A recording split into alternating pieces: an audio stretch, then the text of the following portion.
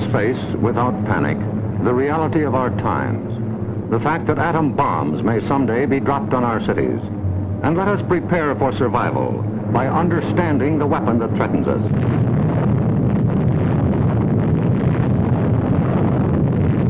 An atom bomb destroys or injures in 3 ways: by blast, heat, and radioactivity.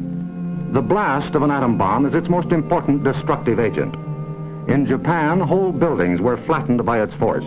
However, many buildings of sturdy construction, even though close to the explosion, remained standing. The principal dangers of blast are flying glass and debris, the fires it may start, and the danger of being crushed in collapsing buildings. The atom bomb destroys by heat. People caught in the open as far as 2 miles away suffered flash burns. Yet, protection could have been easily achieved. Here, a bridge post and rail shielded the surface behind it. Any solid material afforded similar protection. The third weapon of the bomb is radioactivity, thrown off at the instant of explosion. However, the majority of people exposed to radiation recovered completely, including a large percentage of those who suffered serious radiation sickness. Today, they lead normal lives. They bear children. Their children are normal. These, then, are the weapons of the atom bomb that we must protect against: blast, heat, and radioactivity. Our cities are prime targets for atomic attack, but mass evacuation would be disastrous. An enemy would like nothing better than to have us leave our cities empty and unproductive. If an emergency should come, our factories will be battle stations. Production must go on if we are to win. Our offices and homes will also be posts of duty, not to be deserted. With the knowledge of the first atomic explosions to guide us, our chances for survival will be far better than those of the people of Hiroshima and Nagasaki, if we act on our knowledge and are prepared. The first job is to look over your own home for shelter possibilities. If you live in a private home that is well built, the cellar is the safest place to be. The lower you get, the more barriers there are likely to be against blast, heat, and radioactivity. Select the basement wall nearest the probable target area of your city. If the house is blown over, it will most likely fall away from this wall. If you have a workbench or strong table big enough to get under, move it into your shelter area near a wall or strong supporting column. If the time comes when you actually have to take shelter, lie under the table.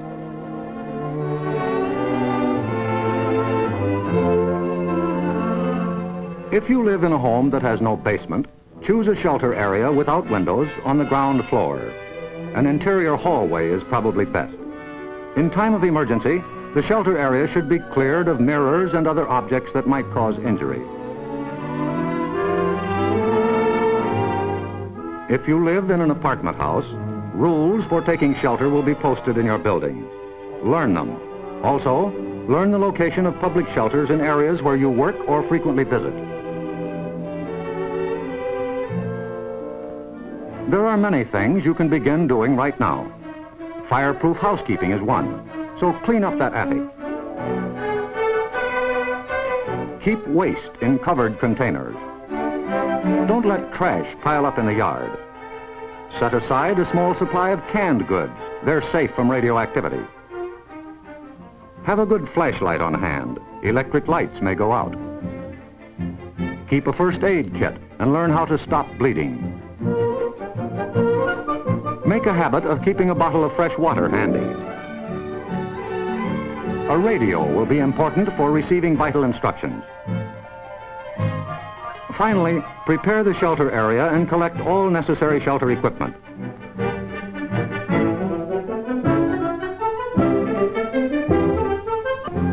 In case of an actual raid or test drill, the alert will be a warbling siren blast, lasting 3 minutes.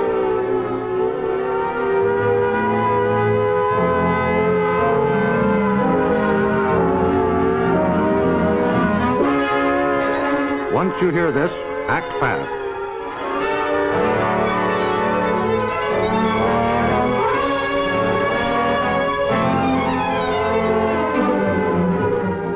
down the shades or blinds and close the drapes against flying glass.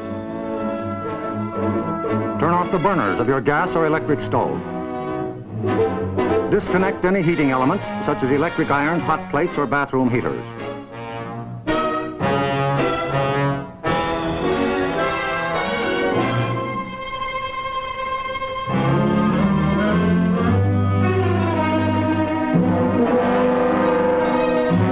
Close all outside doors, but leave them unlocked. Turn off the gas or oil burners.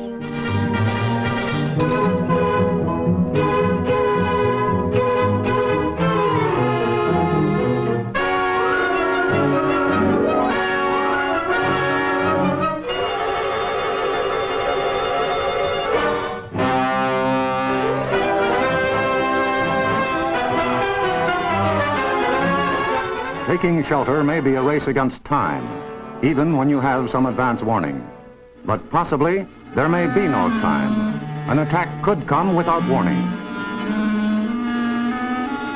The sky would suddenly light up. If a doorway is right at hand, use it. If the nearest shelter is more than a couple of steps away, fall to the ground immediately.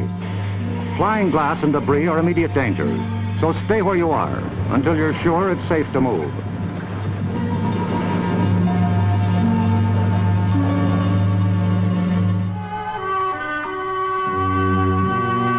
If you are at home when a surprise attack occurs, crawl beneath a table if it is very near, or drop to the floor with your back to the window.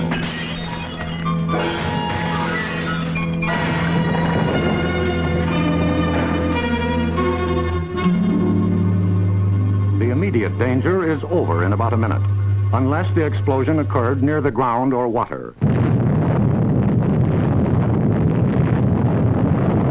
In this case, radioactive materials are trapped in the particles of dirt or water thrown up by the explosion. When these particles fall back to Earth, they may be dangerous. So get indoors immediately after a ground-level explosion. Cover broken windows against radioactive dust with blankets or cardboard. Civil Defense radiological teams, equipped with radiation survey meters, will check on contamination in any bombed area. Stay under cover until you hear officially that it is safe outside.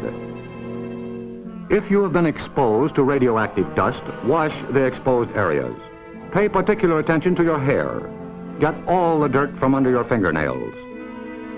If the people of Hiroshima and Nagasaki had known what we know about civil defense, thousands of lives would have been saved. Yes, the knowledge is ours, and preparation can mean survival for you. So act now. Someday your life may depend on it.